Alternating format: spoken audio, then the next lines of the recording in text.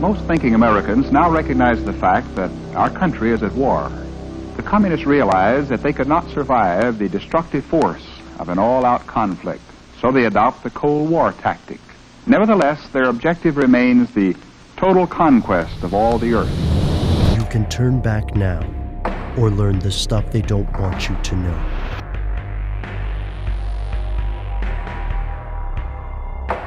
Here are the facts.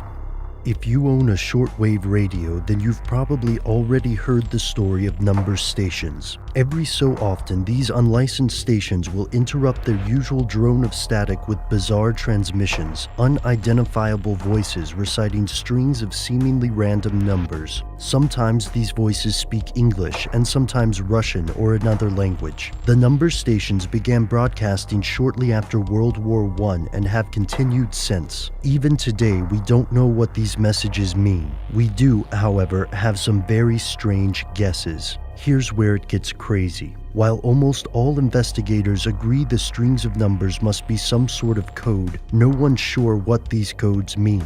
According to Mark Stout, the historian of the International Spy Museum, tracking the origin of the broadcast is difficult and breaking the code is virtually impossible. He suspects the transmissions use a one-time pad system to encrypt their communication, meaning that the encryption key is random and changes with each message. So while internet and radio users may be able to listen to recorded audio of the broadcast or even catch one in progress, they have no way of decoding the message. This has led to a number of theories regarding the purpose of the stations, and these range from the plausible to the incredible. Some have claimed that the transmissions come from people lost in the Bermuda Triangle, or are even evidence of the infamous Men in Black. While these particular theories are typically ignored by skeptics, others are more difficult to dismiss. What if, for example, the number stations are the work of drug smugglers? Or what if it's all an elaborate hoax by radio pranksters? One of the most disturbing theories is, unfortunately, also one of the most plausible. What if governments are using number stations to communicate with spies and agents abroad? It's not as crazy as it might sound. In the late 1990s, the US government accused Cuban officials of using a number station to give orders to agents in the United States. And the motivation here is obvious. Since number stations are difficult to track and the encryption system is nearly unbreakable, it's a simple, safe way to communicate with spies without risking exposure. Even if someone manages to track down the transmission site, there's no way to locate the spies receiving the message. However, there are a few problems with this theory.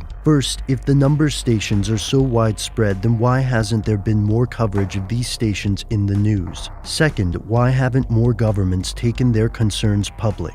To those who believe this explanation, the lack of journalistic attention and the government denials are, if anything, evidence of government involvement. And there is compelling evidence that at least some governments do use number stations for espionage. For example, in 1997, Great Britain admitted that MI6 used number stations, and some scientists have succeeded in tracking down stations in Israel and the United States. Where does this leave us? Most of the evidence indicates that number stations are likely used for covert operations by several governments. And while growing numbers of shortwave radio enthusiasts investigate these stations, there are still few solid answers regarding the purpose of these stations, and with a few notable exceptions, the world's governments have remained silent. Is it because they have nothing to say, or is it because there's something they don't want you to know? Yankee, Hotel, Foxtrot, Group 1, 0, Group 1, 0, text,